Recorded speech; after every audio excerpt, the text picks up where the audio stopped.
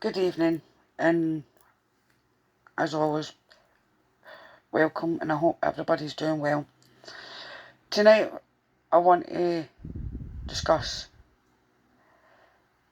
the topic of obviously a lady that obviously had custody of her niece and nephew, and obviously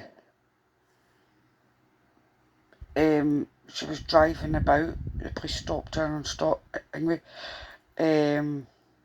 found them in the children in suitcases.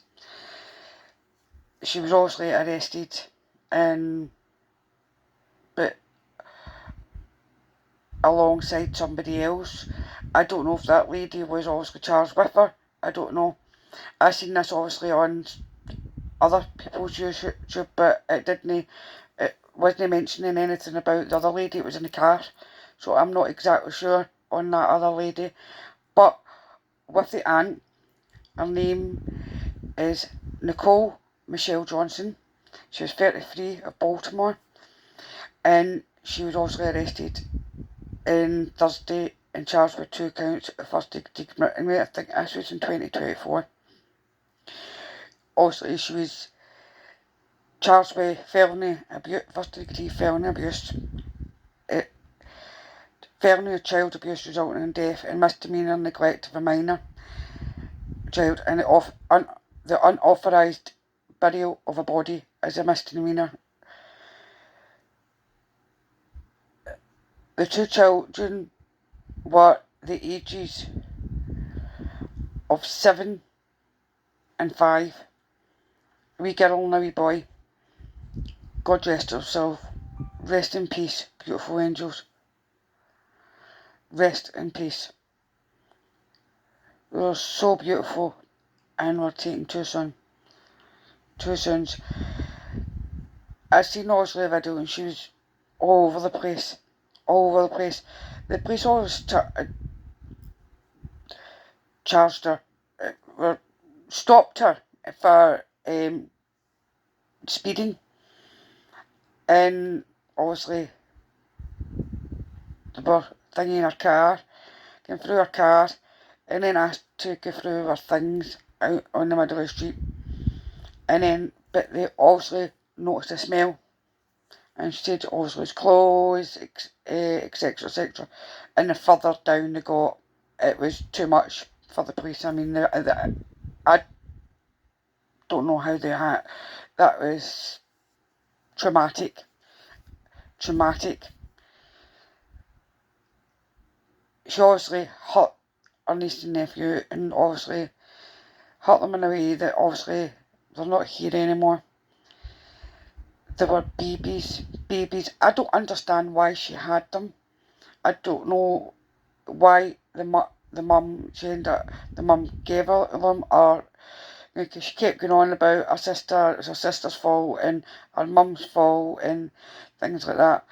But you could clearly tell she was unwell herself, and it related to 2 beautiful children where their life's been taken because of their aunt, who'll spend the rest of their life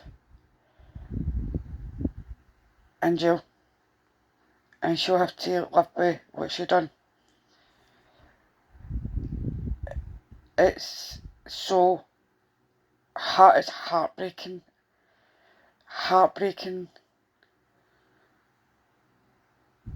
that anybody can think in that way. Because obviously she was going through like hotel to hotel, and obviously the last hotel she went, the police found teddy bears, like kinda as if she was put them there for, as if to say like rest in peace and things like that, on a bed. And it was, but obviously people were saying that they heard her screaming and shouting at the kids, especially the wee girl. She was gone. I had to discipline her because she kept taking things from my fridge without asking. She was 7.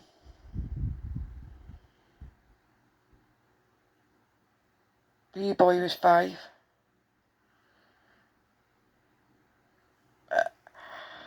Yeah, they're not angry, but and according to when they were getting post-mortem, they were getting the post-mortem report saying they were very underweight, which means they weren't getting fed properly either. I don't know what lifestyle she had, but somebody should have actually intervened and taken the kids, because these kids now are really angels.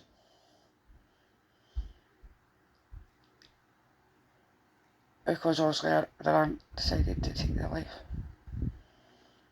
It breaks me when I hear things like this.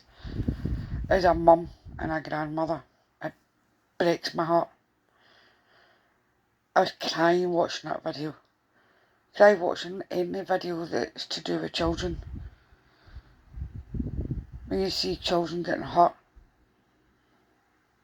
These were defenceless babies who couldn't fight back, and all they wanted was love and affection,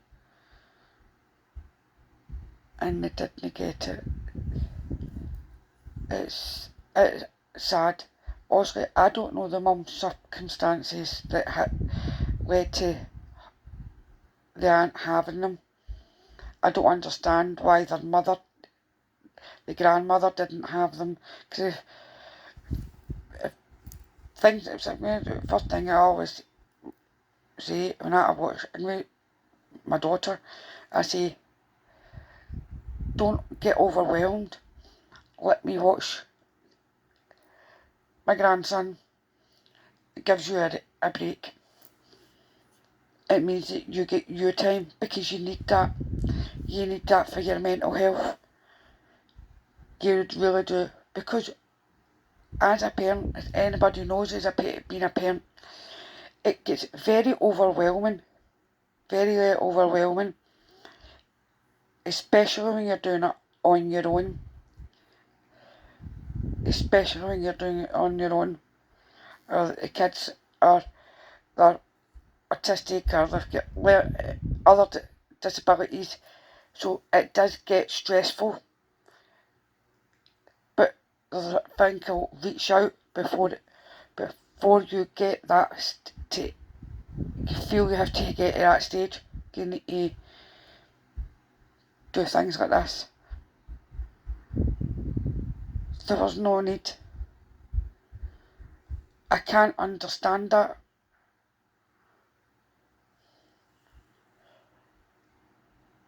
7 and 8-year-old. 7 and 8-year-old these children were. I'm just looking to see if their names were, they were gorgeous, gorgeous. I mean, I put it on the short. The 7-year-old was called Joshlyn Johnson, and the 5-year-old was called Larry O'Neill. I mean, with the wee boy, she said that he'd fell and something got stuck in him, or it was a stick. She didn't think it, and he was bleeding, and then he said, Auntie, I'm tired. And she put him in the bed, and that was him. And with the wee girl, she just said, I was so angry, I just couldn't stop hitting her. She was 7, he was 5. Rest in peace, Joshlyn, and rest in peace, Larry. At least you're together in heaven with the angels. But you shouldn't be there at all. You should have been loved. You should have been wanted. But the world loves you, and you're wanted. You'll never ever be forgotten, ever. Let's never forget these children. Let's never forget any children that it's lost in this manner. Let's pay respects to these babies that are taken too soon. And I hope this aunt